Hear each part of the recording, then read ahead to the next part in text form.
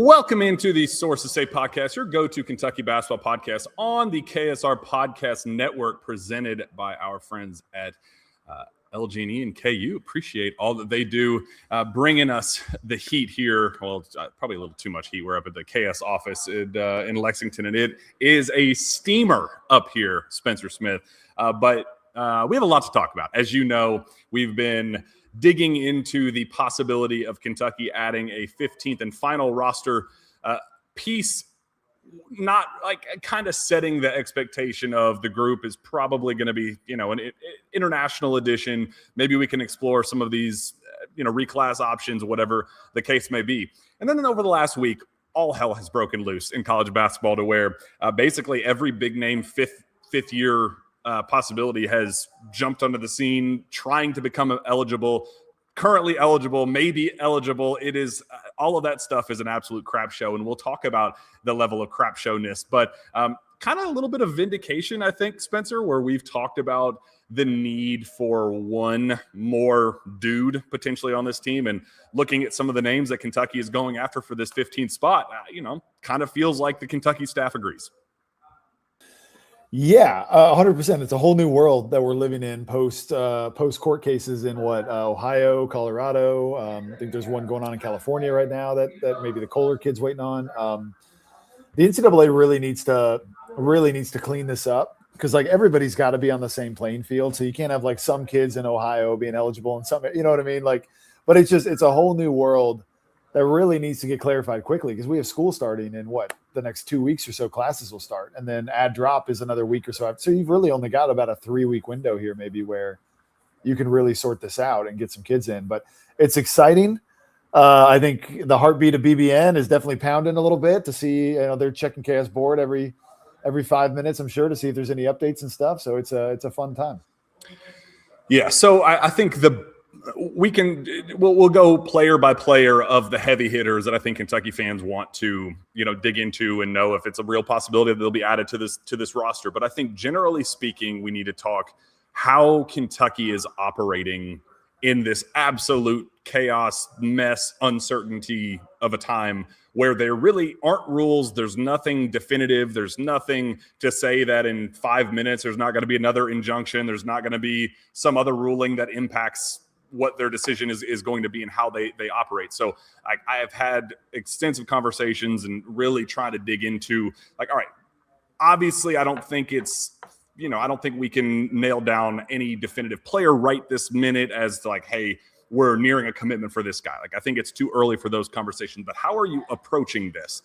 And the best answer that I got is we are contacting the players that we are legally able to contact right now. And we are vetting, doing Zoom calls. We are doing as much research on those guys and deciding whether or not they're fits at this current stage, while also keeping an eye out for the big fish that I think everybody is waiting on, the Mark Mitchells of the world, the Jackson Kohlers of the world, knowing that yes, we do like a lot of these guys, but if there's any inkling that we could be on the cusp of a decision for a Jackson Kohler to become available, or, Mark Mitchell entering the portal legally, let's, it's kind of 1 in the hand versus 2 in the bush kind of deal again. But let's not just rush this process of uncertainty when everybody else is kind of fishing in the same waters and also, pretty uncertain with it. So they are not, as of Tuesday late afternoon, my understanding is they were not in position to take a commitment from anybody at this stage, that they really wanted to let the dust settle.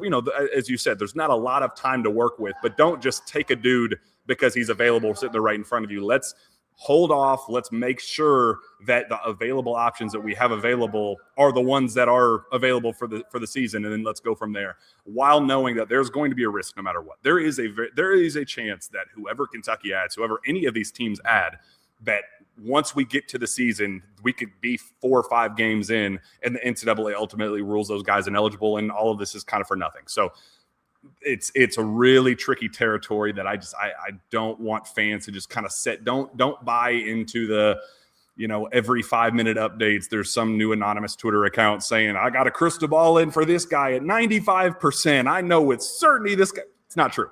They are not in any position to be doing that right now until they get a pretty solid feel as to who's going to be available and who's not, and then decide from there. So we got flexibility, we got time to work with, but not too much time to work with. So your take on how they need to approach this, Spencer, in terms of what you have heard about practice, what we've talked about practice, and kind of just what we've said is, probably need one of the higher profile names that are available or will become available if this team is truly serious about being one of the best of the best. Yeah, I think they're going about it the right way. You got to be cautious with it, and you got to take in all the information, but at the same time, ideally, if you're able to legally communicate with those players and their reps, you got to really be laying the groundwork right now so that when hopefully a positive ruling does come down in your favor, you can go really, really quick. It's not like you're playing catch up at that point. So yeah, it's really, really important at this point to identify fit and need and really prioritize that, and kind of out of those players available that I'm sure we're going to get to, kind of start to rank them like A, B, and C for kind of who we want, and then kind of tackle those accordingly. And if it's, it's going to come down to probably where there might be a hard decision to make, where it's like, I think we can get player C right now, and we feel the best about him being eligible. But if we wait another couple of weeks, we might lose player C, but maybe player A will be eligible. But the good news is that everybody's fighting that headwind right now. It's not just Kentucky in that boat. So everybody's kind of in this awkward position. So it's not like Kentucky's at a disadvantage compared to any of those, but be really smart about it, over communicate, try to prioritize as best you can, do it legally. I think I saw the NCAA said something about, if you take a ghost commitment or whatever, you're going to be suspended for half the year, which we don't want that to happen. So you got to be really careful, but also, yeah, there's got to be a sense of urgency too. All right, let's talk about the names, the ones that we have confirmed on our end that Kentucky has been in contact with, both, in terms of direct communication, Zoom calls scheduled with guys that are already in the portal that we know are available according to by the minute in the portal, and with the latest injunction allowed to play as of right now. And also the guys that we know, we have confirmed on our end with our own reporting that Kentucky will, when the time comes that they are available, that they will be quick, at the front of the line, ready to pounce when the time comes. We'll go kind of one by one of the heavy, probably the big four right now, I think, are the ones Kentucky fans have their eyes on the most. Keyshawn Hall of Auburn, an unbelievably talented player, one that has played 4 seasons at 4 different schools. This would be his 5th, will be his 5th, based on all we know and have heard, that Kentucky is definitely pursuing. They had a Zoom call. I would say St. John's, SMU are probably the two other schools to watch with that one. I've heard LSU is not. They've been rumored as one of the top options. I've heard that they are not going to be pursuing him. So your take on, as so much about the fit and culture and character and all of the things that, we're approaching we are in the final week of summer workouts. They break on Friday and then there's 2 weeks off and they return. Adding that type of variable, Spencer, what would that mean based on what we've heard about just kind of some of the off-court stuff? You suspended mid-year by Stephen Pearl this past year at Auburn, while in undeniable talent. Yeah, I haven't talked to anybody at Auburn. I do know a person or two at Auburn, but I didn't talk to them about this. I know fairly well somebody at UCF, which is where he played the year before, and then I know somebody extremely well. I know several people extremely well that were on the staff at UNLV when he was there his freshman year. The feedback that I got from the people that I talked to was really kind of downplayed the kind of off-court locker room thing. Again, things can change year to year, so I'm not sure what happened at Auburn, but they kind of seem to think like wasn't really that big of an issue for us, and ultimately, like, he's a good kid. He's just young. And, sometimes that comes with making mistakes and stuff. But for the people that I talked to, it was very much a bit downplayed. So that made me feel better. But again, not knowing what the situation was with Stephen Pearl at Auburn and stuff. But as far as fit goes, I mean, he's obviously incredibly talented. He's an offensive machine. He's fairly efficient. I mean, could be a little bit more efficient. I think he shot around 45% from the field. I think he shot about 38% from 3 on fairly high volume, almost 5 attempts a game. So that's pretty good too. You add shooting to it. He's another ball handler playmaker. And he's kind of in the mold of I say Cam Williams only in the fact that like he can kind of play multiple spots. Like you can kind of play him anywhere from like 2 to 4, and maybe you kind of feel comfortable doing that. He would be a little bit undersized at the 4, but he's definitely like if your need is like playmaking, offensive firepower, just adding another absolute weapon on the court that makes matching up and stuff a problem for other teams. He's a really, really good fit for that. And then you'd have to kind of maybe take some of the off the court stuff as it comes and all that. So what I've heard from on the Auburn side, and again, how would you operate if the day before practice, preseason practice, your head coach up and retired and handed the keys to, a high-level assistant, a guy that has been around the program forever, but not your coach, not the guy that you signed on to play in what was thought to be his final year of eligibility. So that's something that I always try to give the benefit of the doubt. And whenever you hear the character concerns, I just try to play devil's advocate. What's the other side of it? So I appreciate that it's not just a constant, character attack on this kid, and that it isn't just a total negative on what people think about his reputation, but it's fair to just put that out there and know that when the Kentucky staff wants the message out there that they're prioritizing fit, prioritizing culture, prioritizing like, hey, let's not rock the boat with a guy who's going to come in and we have 7 awesome weeks of work put in, while also knowing that Cam Williams is right around the corner, Frank Kepnong's right around the corner, stability, continuity right around the corner. Don't add a piece that's just going to light it all on fire. Like they are totally aware of the concerns with all of that. So that is something that I'm keeping in mind, and I'm appreciating that they're just not blindly taking a guy just for the sake of doing so. But the feedback that I've heard on Auburn's side is a lot more of like the prima donna, walks into a room and expects the aux cord to be handed to him for the music, stuff like that, like little things like, oh, this is his team, he wants it known that it's his team, things like that. So how will Mark Pope operate with something like that? When would Kentucky be Keyshawn Hall's team if he were to commit to Kentucky? Doubtful. Like, I don't think that, I think that there are 2 or 3 other guys that you could argue, Malachi, Milan, Zoom Diallo, there are arguments to be made that it would not be Keyshawn's team, and how would he do with that? So I think that is still a question mark, something that I'm something I would like to see, but not ruling it out. And also knowing that a lot of times just a winning situation and continuity and trust, it just goes so far with a lot of those types of character question kids. So I would, if it got to the point where Keyshawn ended up being the guy, I would be totally fine with trusting Kentucky's judgment, trusting Pope's judgment, that this far into the process, they wouldn't just take a total, light your locker room on fire guy. So Keyshawn, but he is not my favorite option among the other names out there. Any parting takes on Keyshawn? No, I agree. I agree with that completely. I agree with everything you said. And to your point, off the court issues are so situational.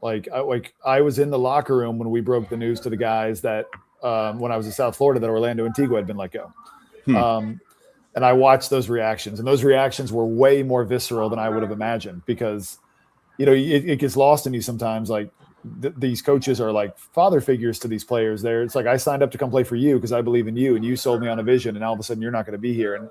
And there's just so much to these situations that can be that can be made better or worse by the environment that you're in. And so for whatever reason, Auburn last year was not an environment that he did well in. And the risk is that maybe Kentucky won't be either. You don't really know until the kid gets in the environment. We've had problem kids before. DeMarcus Cousins and the Harrison twins were labeled as one way, and Julius Randle was labeled another way, and PJ Washington and stuff. And we've had cases that have worked out great. We've had some that have not worked out in our favor either. So he's definitely, because of that, a little bit towards the bottom of my totem pole. And also just on the court fit. I just think that there's a couple guys also that are available that are better fits for what maybe Pope wants to do and all that. So I agree with you, but he's definitely a talented kid. Somebody who is guaranteed to be a fit with you is LG&E and KU. Saving energy can be good for your home and your wallet, and with rebates from LG&E and KU, upgrading to qualifying energy-efficient equipment can pay off even more. You may be eligible for rebates ranging from $250 to $1,650 on equipment such as central air conditioners, natural gas furnaces, heat pump water heaters, and more. Learn more about the residential rebates program by visiting lge-ku.com/cashback. Upgrade your home, save energy, and get rewarded with LG&E and KU. The other available name as of right now, they're all kind of available, kind of all not available, but the guys that are currently legally in the portal right now that Kentucky can talk to directly and who they have talked to directly is Cade Tyson, Minnesota sharpshooter. Man, what a polarizing player, because this past season at Minnesota, I mean, breakthrough, like the player that when he transferred out of Belmont that everybody kind of envisioned UNC would be getting. And then he goes to UNC and it's just a total wash of a season where didn't fit in as a talent, didn't fit in as a coaching fit. It didn't fit in personality fit. Some of the things that I've heard behind the scenes, people around that UNC program, that like good kid who just the lights were just a little too bright at UNC, maybe in that stage of his career, goes to Minnesota, and it's just a total shift in narrative about who he is, and just he becomes a star there. So he is available. He is legally, contactable. Kentucky hosted a Zoom meeting with him. How do you juggle that one, Spencer, knowing that we have a sample size of him at UNC not working, but we also have a high major season with him where it did go unbelievably well, and is that should that be expected of him moving forward, or will he be closer to the UNC version of Cade Tyson if he were to go to Kentucky? It's probably somewhere in the middle. To defend him a little bit at UNC, I'm not sure he got the fairest shake at North Carolina at times. Like, he only averaged 8 minutes a game. The whole year, he only shot 45 shots or 45 threes, maybe it was, the whole year. I mean, it's not like he really had an opportunity to work through the issues that he was having. And yeah, I think, to be fair, I'm sure a lot of it was right up here, right, where it really kind of got to him, and leaving Belmont, and all of a sudden, oh my gosh, I'm in the ACC and I'm at a blue blood, and we've got pressure on the coaching staff to win, and all that type of stuff, right? So Minnesota was probably a welcome change for him. My guess would be that his next stop will not be like UNC. He probably lost all of his confidence, went to Minnesota, was able to regain that, learn like what you do in life. You just kind of learn from mistakes and how you handle things. And my guess would be that his next stop will probably be maybe not as successful as Minnesota, because who knows about the fit and all that. I mean, he scored 700 points this year and shot 40-something% from three. But so I'm not saying if he were to come to Kentucky, he's probably not going to just duplicate that, copy and paste. But I would expect it to be a better performance than what we saw at North Carolina. But it is a bit of a question mark. And it's how much is he a system guy, where at Belmont and Minnesota, he just really fit the system. And does that system fit with Mark Pope? In watching his tape, I think that there's a fit there. But again, I'm not sure it's the best fit for kind of exactly what we'd be looking for. But I don't think it'd be a rinse repeat with North Carolina if he came here. And I do wonder with him specifically, if he's your fourth option, where you put him next to Milan Momcilovic, and the goal is to another version of what they're talking about with Cam Williams, just open the floor up, add more shooting possibilities to kind of bring out the best version of Zoom Diallo, bring out the best version of Malachi Moreno, let him be more of a system fit. And maybe the pressure isn't on his shoulders. The weight of the world isn't on there to come in and be a dude. So I'm open to that possibility, but of the big four, I definitely put him as a distant fourth of the other three. I think the other three are needle moving guys. I think Cade Tyson at his best, best case scenario, I think in Lexington would be a complementary role fit, which I don't. There's nothing wrong with that. I think adding good players. I'm always open to adding good players, but I just don't think that he would be the needle mover that Kentucky is looking for if we're really talking about hitting this team ceiling. Yeah, no, I totally agree with you. I don't think he's in the same level, talent wise or fit wise, as those other guys. But yeah, I think that North Carolina team was bad. People forget Horrible. that. I mean, Elliot Cadeau is a great example. Elliot Cadeau stunk that year at North Carolina, and he was he was seen as like a negative going to Michigan. It was kind of like, oh, well, Michigan looks pretty good. They've got Yaks or whatever, but oh, they also have Elliot Cadeau running the show. So is that going to be good enough to win some games? And then look, they win the national championship, and Elliot Cadeau has a killer year, So that North Carolina team just really stunk, and the roster was totally mismanaged. So, given the benefit of the doubt there, but you're absolutely right. I think he's a step below the other three guys that we're talking about. All right, let's transition into the two heavy hitters that I think Kentucky. Again, it's that complicated part where I think Kentucky has to do. Like you said, you nailed it earlier where you said you can't be behind going into a kid like Jackson Kohler or a Mark Mitchell where they're not in the portal yet, but you also can't just be behind the other schools that whether they tampered or let it be known through back channels or whatever the case is, like somehow, some way the interest has to get out there to let the other player know that, hey, we have a spot for you. We would have the money for you.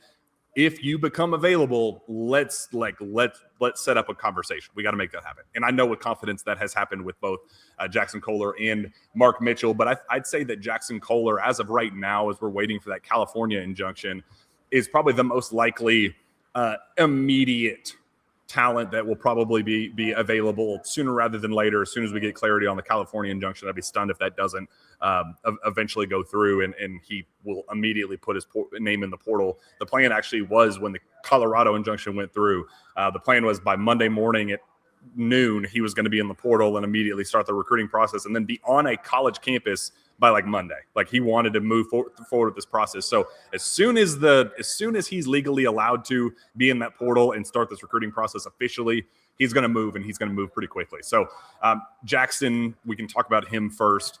There is a long history with Mark Pope there as a former BYU coach. Kid is from 5 minutes away from Provo, grew up, as an LDS kid. All of the connections go down the list. Like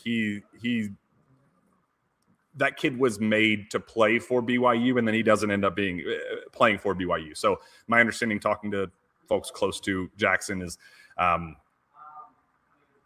sophomore year, junior-ish year, BYU, Pope, they were all in on him, pushed super hard. Jackson bounced around high schools, and I think just kind of how much he was floating around spooked Pope a little bit in that staff, and they backed out a little bit. And then when Jackson's recruitment kind of took off there at the very end and it really gotten in deep with Michigan State, that is when Mark Pope kind of came in and tried to make up for lost time and make up some ground. And they kind of said, thanks, but no thanks. We're too in deep with Michigan State at this stage, but still had a ton of respect for Pope, still likes Cody Feger, the staff, the leftovers that came from BYU, loves all of those guys and obviously loves the opportunity to be at Kentucky potentially. But I do think BYU is a very real threat. I think that the desperation factor is very real with them needing a big. My underside talked to somebody, out there that said, our expectation is if we can get the money in order, he's going to end up be our, premier big man this upcoming season. So I would be cautious moving forward with Jackson just because I do know that BYU has the desperation factor is very much on their side. He's also a homegrown kid, all the reasons that we said before.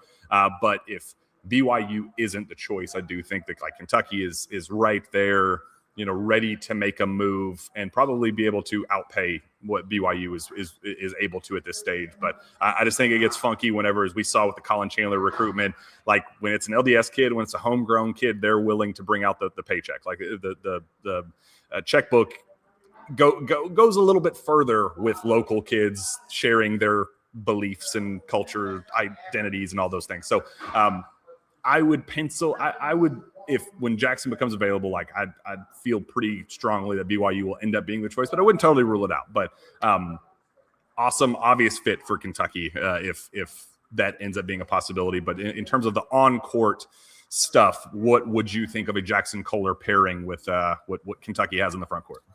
He's my favorite of the four. He's the kid that I think would have the biggest impact for us. He's the best fit for Pope and what he does. He solves our immediate needs, which is what are our biggest gaps right now, which is rebounding. Defensively, out of those four, he's the best defender analytically. So that's a big part of it as well. He can stretch the floor a lot better than a Mitchell can and all that. he's able to run the 5 spot. So like he can kind of be that slide. So like let's just say Frank has a lot of injury issues and he's in and out of the lineup all year. Like you feel so good about Jackson Kohler moving over and being that backup 5 while also kind of manning minutes at the 4. I put in like a little AI prompt because it's 2026 Jack, and I'm trying to be look at you. Kids. Yeah. Adapting with the times. I got with my buddy Claude and I put together like an AI prompt to try to really smooth out like a player comparison database. Because I was trying to think with Jackson Kohler and I was like, I can't really think of a good comparison like that we've had in recent history at Kentucky on like who he could be. So I put it into this AI prompt that I made, and it spit out Patrick Patterson as the best comparison analytically. No kidding. And actually, if you look at it, it's actually fairly like you're like, okay, well, those are 2 totally different players. And like at first I would kind of agree, but in terms of like Patterson's last year at Kentucky, he shot 112 threes, shot about 35%. Jackson Kohler was a little bit above on both, but their rebounding metrics, like per possession, are about the same. Their size is about the same. Defensively, they both graded out at about the same in terms of if you put it into Evan Mia's kind of algorithms and stuff. So even though they're kind of different players, when you're looking at impact, like that's about as impactful as you'd be looking at as like a senior year, or I guess maybe that was his junior year, Patrick Patterson, kind of playing alongside a Boogie Cousins, like with Malachi. So I love Jackson Kohler. I would be so ecstatic if we got him. Yeah, it does seem like BYU's the natural fit there and going back home and all that, but he's played away from home for 4 years now. So maybe that ends up winning out, but he would be a killer fit. He would solve a bunch of issues that we currently have, but it does seem like the writing might be a little bit on the wall there with BYU, but you never know. Like maybe Mark Pope can pull a rabbit out of the hat. Yeah, there's familiarity there. Like he has been around Jackson longer than Kevin Young has. Like there is a lot favoring Kentucky in the sense of the natural transition from high-profile, historic blue blood-ish school in Michigan State transitioning to a Kentucky that I think that there is a very real fit. I think the way Malachi and Jackson could complement each other, I think is really, really impressive. And like you said, he rebounds the hell out of the basketball. He's just a high basketball IQ, savvy, just veteran guy. That I don't worry. I don't spend an extra second of my, I don't lose a second of sleep worrying about him being a culture fit or, going off script or some of those things that you may have concerns about, even with a Mark Mitchell, even, certainly with a Keyshawn Hall. So like if you're just looking for a plug and play, high floor guy, I think Jackson Kohler is probably the best bang for your buck in college basketball. And if Pope could figure a way to get that one done, I would love that. But just the BYU thing, like I have a hard time seeing, like I've heard Kansas is in there, but Kansas is trending for another kid. And like, it's just things that like, it just feels like everybody in college basketball, the writing is on the wall that it's BYU, the desperation, the home factor, the money, like that they're going to figure it out. And if the money's figured out, then that's all it takes. So, he's going to be an expensive player, not coming for free, but definitely somebody who's going to be paid well and probably end up back home playing for Kevin Young and, be a focal point guy that could probably turns a top 25-ish team out in Provo to a top 10, top 15-ish team. They'd be very confident with Jackson kind of anchoring things down there. So we'll see on that one. Again, has to be available first to take the next steps beyond that. But the other guy that, for my money, that over the last 24 hours, more than anybody has popped privately, in national basketball circles, the one that there's a lot of smoke out there between Kentucky and Mark Mitchell. And I think that's something that probably the basis of the show, why we're doing this, is that Mark Mitchell at first was lumped in as just another one of those possibilities of like, oh, that'd be kind of cool. But I just heard a lot about his potential interest in coming here and, what his fit would be and really wanting to capitalize on what would be his final year of eligibility. And for all of the fit things that we love about Jackson Kohler, there's that as well with Mark Mitchell, but in the sense of that's a dude that you could lean on to go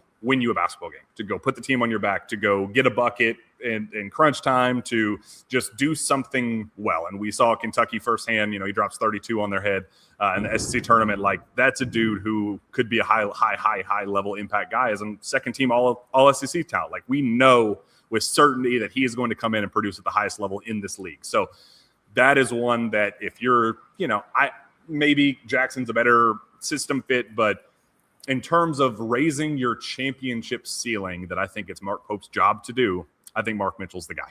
And I hope he can pull it off. What your take on the possibility of Mark Mitchell being a Kentucky Wildcat?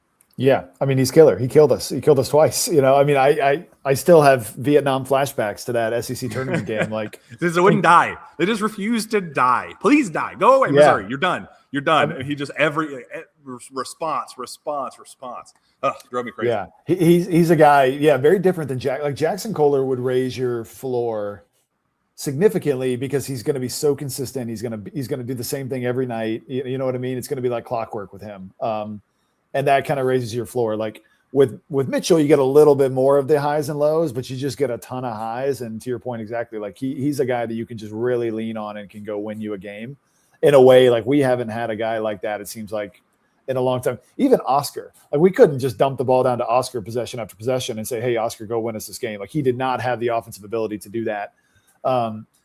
To where, like, it's like, we like on the glass, maybe he could do that. So it's kind of like, hey, just shoot whatever BS shot you can so that Oscar can go get it. And then maybe that's a path to victory. But like, we have not had a guy like that where you're just kind of like, we could really, really lean on you to just say, hey, go win us a game. And he's that guy. So he's a guy that, like, in the Sweet 16, when you're battling, a 3 seed or something, he can win you that game on his back alone. If, like, Milan's shot's not falling that night or Malachi's in foul trouble, which is really great. What, averaged 18 points a game.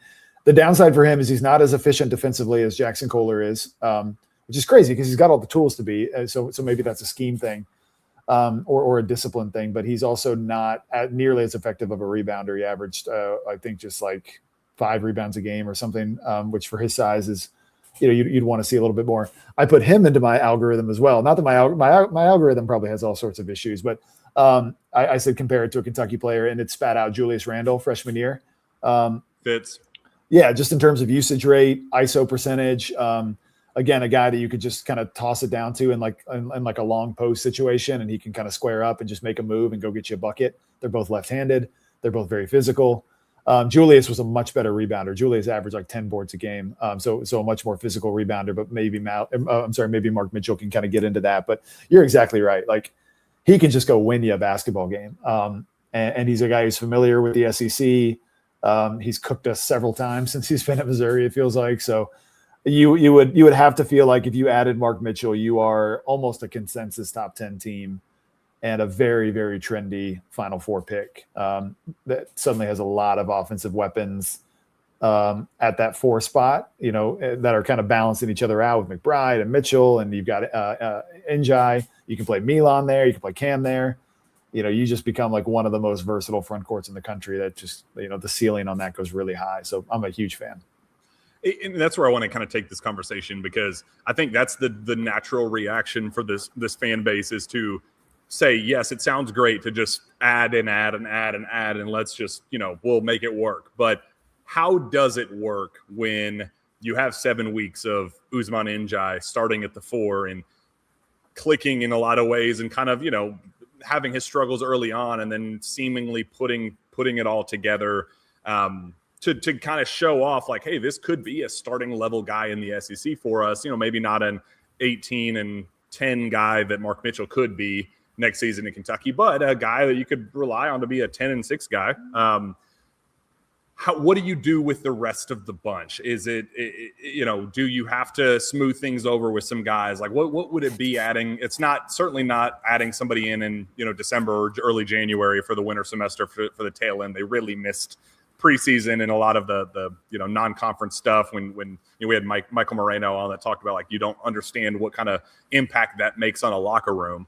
But it's still 8 weeks missed. Like you're adding a guy super, super late into the fold that is there's no, if you add a Mark Mitchell, that's a guy that you build a lot around. And like, he's going to demand touches. He's going to demand shots. Like, how do you navigate that with some of the other guys? It's tough. It's tough. You know, I mean, I've been on this show and I've talked about that. I don't think our biggest need is, I think I'm in the minority on this, which I understand. Like I'm an outlier on this. I'm a black sheep on this, but like, I think our biggest need was like another backcourt piece or another like perimeter kind of playmaker type guy. But only because we have so many options at the 4 already. So like, you know, kind of in the summer, you do kind of try to map out rotations and stuff because you want to try those rotations in summer workouts. So you try to map out like some mock minute allocations and stuff. And I guarantee you, like they're putting some minutes for Cam at the 4 and some minutes for Milan at the 4 to try to get more guys on the court at different spots. Like if you want to play Cam and Milan together, the best way to do it is to put one at the 3 and one at the 4, right? Probably Milan at the 4 and Cam at the 3, because you maybe don't want to slide one of those guys to the 2. Well, now that's kind of off the table. If you're like, well, we got Mark Mitchell now who has to play. Like you could do that a little bit because maybe Njai is only going to demand 24 minutes a game or 22 minutes a game. And then, you know, the rest is kind of McBride or like a few minutes here and there for Milan or Cam. All of a sudden that's a little bit off the table because you're like, this guy is way too talented. We got to get him 32, 33 minutes a game. So then it's like, where do you shift everybody else and stuff? And my view on it is like, you know what, take the talent that's on the table, upgrade your roster in the way that you know it needs to be upgraded from a talent perspective. And then you kind of figure everything else out. Like you can massage egos and rotations and get guys to buy in and stuff. Like you have the whole fall to do that. It'll definitely take some work though, but take the piece for sure. It would be, I'm not advocating for this, but I have seen people say like, oh, well, if the portal opens for these 5th year guys, shouldn't the portal open for everybody so that they have an opportunity to, you know, and I'm not saying I'm advocating for that, but there will be some awkward situations around the country where it's like guys thought that they were going to be starting and all of a sudden they're not. And it's, you know, school is starting. So it's a tough spot to be in for sure. You know what also cures all? Winning. I think that this past season, we going into the year, there was all the concern about, you know, not enough mouths to feed, yada, yada, yada. Again, that was before pre-injury. We were talking best case scenario when the guys would eventually become healthy, and then they just never did. But a lot of the, like, the locker room, did they get in a fist fight before the Louisville? Like, a lot of the extracurricular stuff was just a product of losing. Like, if they are winning basketball games, I think that a lot of those, you know, pissiness spells in the locker room would go away because they're celebrating. Everybody's having fun because they're winning basketball games. And I think that has to be the top priority for Kentucky as they navigate this spot. And like, I get it. And I want to talk as well, because it's not just the heavy hitters. Like I want to stress that the names that I have heard connected to Kentucky are not limited to these big 4. Like they have reached out to depth pieces on mid-majors that are looking for that 5th year and, you know, feeling a little bit more certain about their eligibility or whatever. I mean, they are searching far and wide. Like just for a really good example here. I don't know if, did you read the official like California injunction document that came out, like what the request itself that the players were pitching, all the plaintiffs and all that? Did you read that by chance? No, I mean, I'm sick and twisted, but I'm not that sick and twisted where I'm not reading court documents in my spare time. I trust you guys to do that and tell me what's important and what's not. So I read it. Of course. Kentucky is, I've never seen something this black and white written out publicly, like all the stuff that we the whispers and rumors and rumblings and all that stuff. I've never seen it in writing in a court document the way it was with this. It connected Kentucky to 5 names in this California injunction. Like Donovan Dent was said that Kentucky is involved with Donovan Dent. Kentucky's involved with Jaden Henley, Keziah Akizi, Jorge Diaz-Graham, Jackson Kohler, obviously. But like saying it was like for Jackson Kohler, for instance, it was like Jackson Kohler has a chance to play for the University of Kentucky or the University of Tennessee should he receive this injunction, yada, yada, yada, yada. And it's like, wait, we're naming direct like competitors for Kentucky, but also that like you're naming this program in court documents suggesting that we're, connected to Jorge Diaz-Graham, like they are it is dozens of names that Kentucky has been in contact with or put out feelers for, or whatever the case is, that I don't want us to just automatically assume that they're going to get one of these big fish and then be pissed off whenever they don't land one.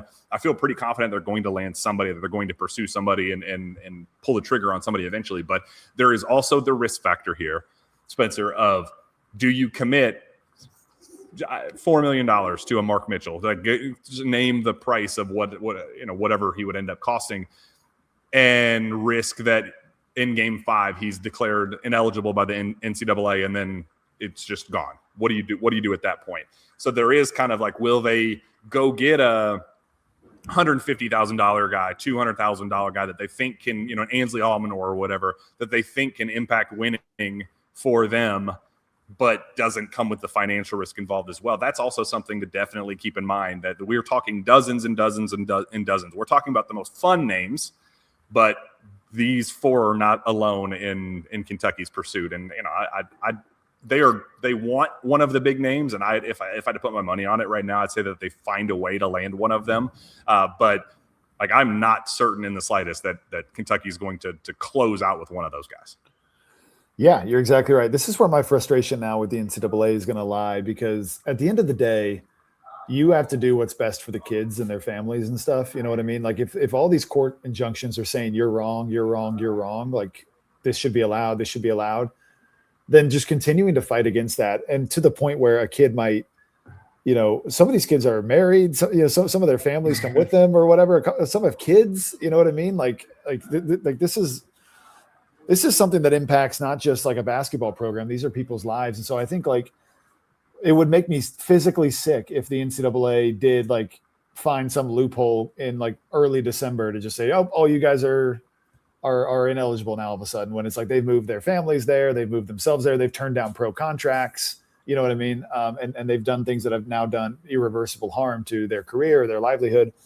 It's like if all these courts are in agreement that, hey, the NCAA, you are wrong, legally speaking, these kids should be allowed to play, then the best thing the NCAA could do is to just issue a blanket waiver to just say, okay, like the courts, fair enough, we're not going to fight you on it. We'll do a blanket waiver, and then the 5-5 rule kicks in next year, like how it's supposed to. Ultimately, I think that's probably what will happen. I just can't necessarily see the NCAA coming out on the winning side of this, just judging by how the courts are already beginning to rule. So yeah, I think you take a bet on a big fish, because the alternative is if you go the other way and you take a guy that's just like an Ansley Almanor who maybe contributes to winning, and then it goes the other way and those big fish are fine, and we're watching Jackson Kohler or Mark Mitchell or somebody like that in the Final Four come April, and we bounced in the Sweet 16, like everybody will fault the staff for that. Nobody will fault the staff for taking a Mark Mitchell and then he's ruled ineligible. They'll fault the NCAA. They'll say, well, Pope did it. He did what he could, but the NCAA kind of screwed us. That's my view on it, at least. And we've talked about this privately, Spencer, but I think now is the perfect time to take that risk on a Mark Mitchell. Like, I think with how things have been trending in practice, where you feel pretty good that the vision is coming together, that like, okay, I'm starting to see what Mark Pope was dreaming and building when he assembled this cast of 14, that like there are worse things that could happen for the program, I think, if they were to add Mark Mitchell right now and he's later ruled ineligible, and you got to roll with the 14 they have. Like the team that they have right now, we've already talked about, is pretty darn good. Like I think that the team that they, assuming Cam gets back on the floor, Frank, there's no serious setbacks with him, like as at full strength, I think the team as currently constructed is one that is capable of definitely making the second weekend. Like I think it's a Sweet 16 team with pretty real, like, ball bounces your way and it depends on the draw and all that stuff once we get to March Madness. But like there is a real scenario where they make it to the Elite Eight final, maybe even a Final Four run as currently constructed. I just feel so much better about those chances and raising the floor and the ceiling if it were a Jackson Kohler or Mark Mitchell or whatever the case is, even like a Cade Tyson. Like I would just feel so much better having another surefire guy with so many unknowns and wild cards and things like that. So I think now, if there was ever a time, if Mark Pope is truly confident about his team's ability to make a run, I would say go get the splash guy and say, we got nothing to lose. I'd rather have him ruled ineligible later on in the chance that we get him for a full season. And at that point, like, I think with Mark Mitchell or Jackson Kohler, like, I think this Kentucky team is one that other national competitors would look at and go, ooh, that they got some dudes on their team. And I don't know if they view this Kentucky team as that right now. Yeah, I think they probably view this team as talented, like definitely a lot of potential, but also certainly like kind of beatable. And like, hey, if we catch them on the night that we catch them on, then, like we could definitely beat them. You throw like a Mark Mitchell or a Jackson Kohler into it, that fight becomes a lot harder.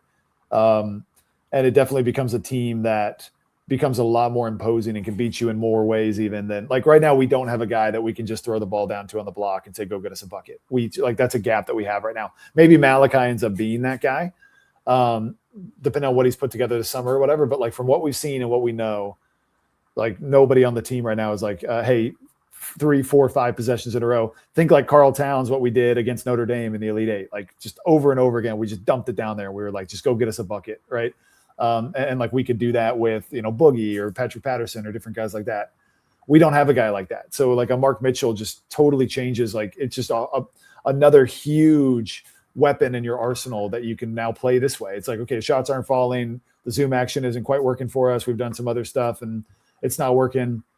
Let's just kind of do this where we can dump it down to Mark Mitchell. He gets a few buckets. Now all of a sudden he starts to draw double teams. He's kicking it out to Cam or to Wilkins or to Milan. For now, they're getting open shots off of this. Like, we can't play that way right now, the way the roster is currently constructed. But with a guy like Mitchell, you'd be able to. So, again, the more ways that you can beat people, the better your team is going to be, because there are going to be nights where some things don't work, and the more alternatives that you have to pivot to, the better.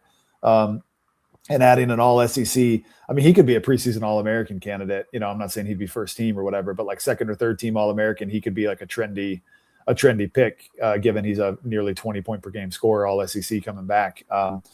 So yeah, 100%. And I totally agree. The point that you made earlier, I think I texted you something similar, which was like, what rocks the boat more than anything is losing. Like, if you just win, that's gonna stay pretty steady. And obviously these guys will all contribute to winning in a big way. Yeah, and we saw the 2014-15 team is the best example of that, where it's like, there will never be a better collection of talent ever, where there were some hurt feelings. And, John Calipari looked at that and was like, how the hell am I going to navigate this and keep everybody happy and get the shots where they need? And they didn't. Like, they flat out did not have enough minutes and shots for everybody. But they were celebrating quite a bit all the way up until they weren't in Indianapolis. So if Pope is serious about turning this into one that teams look at and go, whoa, that, like, Florida would look at this Kentucky team with a Mark Mitchell and go, oh, damn, like that, they got some dudes. Like, I think that 3-man, the M&M group, I do like that there's a chance that all 3 of your front court pieces are going to be all M&Ms, but that they would look at those 3 and go, that's maybe one of the best 3-man groups. Would you say that like, are there many 5-man starting lineups better in college basketball if that is how this unfolds, where you get a Zoom Diallo, Alex Wilkins, Milan Momcilovic, Mark Mitchell, Malachi Moreno 1 through 5? Because Florida's up there, especially if Denzel Aberdeen is ruled eligible. If we're talking Mark Mitchell, then Denzel obviously would be as well. But that's a pretty formidable group. Yeah, 100%. I think I don't know if Aberdeen solves what Florida's problem was last year in their backcourt. Like, he's obviously a talented player, but like, we know him very well at this point. I don't know if he solves their issues, but like, yeah, Florida's starting 5 would be very talented. Duke is loaded. Like, they've got all conference guys that are going to come off the bench, like all conference caliber guys that are going to come off the bench for them, which is crazy. But like, they're very loaded. Texas is starting 5. With Marcus Spears is probably kind of be up there, but yeah, you'd be hard pressed to find a group of 5 that is as talented and versatile as that. I mean, it's been so long since we've had like a real like weapon at both spots down low at the 4 and the 5. We saw more so this year than in any year where like dominant front courts are what win. Like, we saw Florida win the national title the year before, and last year with Arizona and Michigan and those teams were all just loaded in the front court, just way bigger than everybody else. And it resulted in winning. And so we have not had a front court like that in a long time, because we've always had one or the other. It's like we've always had like a really good 4 or a really good 5, but maybe not both. The last time we had both was what? Maybe PJ Washington next to Reed Travis. Reed Travis. Is that the last time we had like a really dynamic kind of 1-2 punch at the 4-5? Every year Probably. besides that, it's been like we've had a really good 5 like Oscar, but maybe not a solid 4, or like a really good 4 but not a solid 5 or whatever. So yeah, it would finally give us that front court that maybe will result in some deeper runs in March. Cody Larimore 102. I don't have that. Usually I'm able to produce on the fly and add it, but Steven's behind and he's got some stuff going on. But he donated some money and said, congrats on the 3rd baby, get some diapers. So yes, announced this week that I do have a 3rd baby coming. It is going, there we go. And it's going to be a baby girl. Finally got my girl. Man, the 2 boys that I have already, I love them to death. Nothing more than I love in this world, but they beat the living hell out of me every single day of my life. Just WrestleMania, just elbows to the head and just RKOs out of nowhere and jumping from the ceiling and tackling me like it is nut house at the Pilgrim household. So I could use a tea party, man. I could use an Aladdin instead of just Spidey and friends constantly and Rhino and just all of it. It is a lot. I love it. Wouldn't have it any other way, but some sweetness to Bowner, the brutality would be awesome. It will be awesome. Yep. Yeah, 100%. Yeah, huge congrats to Jack. 3 is crazy. We had our second 4 months ago, and we are. I mean, you already have 2. Obviously, you're a little ahead of us, but the jump from 1 to 2 is incredibly overwhelming, and then the jump from 2 to 3, where all of a sudden we're now outnumbered. I don't think I could. I don't know if I could sign up for that. But more power to you, and obviously, a big congrats. Justin Rowland, as we all know, is just the king of just spitting out babies, just constantly. Just he has like 30 of them right now. I think the actual number is 7, if I remember correctly. But everybody's like, Jack, you're on pace to be Justin Rowland. I actually want that. Like, I want as many as I can get until I'm told no. But I think the issue right now is that Katie is just like, this one is making me far more sick than I've ever been. I'm more tired, exhausted, fatigued, worn out, just done with the day. Once we get to 6 o'clock, I'm just like the whole day can just piss off forever. So, man, the convincing, I think, her having to juggle the 2 other toddlers / young, near toddlers, and then juggling this pregnancy has been far more than I think she bargained for. And so I may be fighting a losing battle with my push for like 7 or 8, but maybe if I can get like a surprise 4 would be sick. I'm trying to build a starting lineup, like when I go to the gym, Spencer, like I got to be able to bring my 5, like that's part of the fun. I mean, yeah, like I'm envisioning a world where like one day in Lexington, there's like Duke had the Plumleys and we could have the Pilgrims, where it's like we've got in men's basketball or in women's basketball or whatever, we've got just Pilgrims running around everywhere suiting up for the Cats. That'd be fun. Yeah. Jimmy James said, Jack, after my 3rd child, I figured out what was causing it. I haven't had any water in years. Hey, that might be it.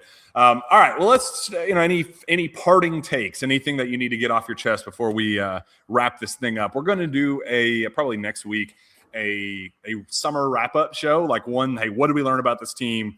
What do they do really, really well? What do they struggle at? What are the things that we have to see in, October on to believe in this team as a national championship contender, all those talking points. But as of right now, with 2 days to go until the end of summer, what's on your mind? Find a way to get this done with like a Mitchell or a Kohler or something. And I am just like, I'm already 2 feet all the way in, obviously, as we all are, but like I am so in at that point. If we can get that, I'll be so. It just feels like I told you this at one point, Jack. It just feels like so many teams that we've had have been a player away. All the way back to the beginning of Cal. It's like, man, what if Jody Meeks had come back? Or what if Ennis Cantor had been ruled eligible? Or what if Willie Cauley-Stein hadn't gotten injured in 2014? Or, you know what I mean? Poitras in 15. It just feels like we've been a player away so many times from having 3 or 4 more championships. It'd be nice for one of these to work out in our favor, where it's like, oh, all of a sudden that extra player just drops in our lap. So, yeah, get that done. And I really, really hope that it works out in our favor. And if I'm Pope, swing for the fences, just make it happen. But I trust the staff. I think that they're going to, like, everything within the rules. I think that they're going to make it happen. So I'm excited. And join KS Board for all the updates and stuff. Follow Jack on Twitter, and you're gonna be the first to get the info. Please do. We're in a race against everybody else within the company. So go do it if you really like me and you really appreciate me. And I know, like, you know, it would mean the world to me. You know, I got diapers to buy, man. Like I got to make this work. I got to make this work. So please would love you eternally. Could you think back to where you were March, like, you know, going into the NCAA tournament? If you were to say, hey, once the roster building process starts for next year, Mark Mitchell or a Jackson Kohler is going to fall in your lap on August 5th. Like, could you imagine what would go through your mind? Like, because I just remember how much we were teasing Denzel Aberdeen for putting his name in the portal when he did at the time. We were like, look at this bozo. Come on. No, Denzel, go get a job.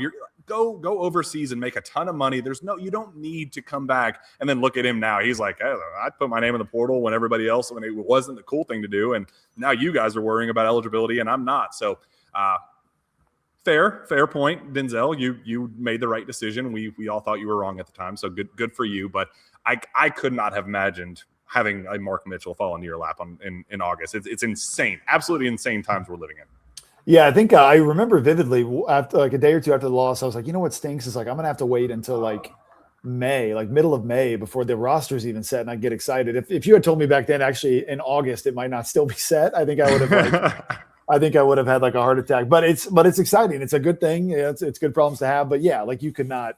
It's like Big Z fell into our lap in like late July or August. It feels like really late. This is it's like that times 10, which is awesome. So fingers crossed. Let's see.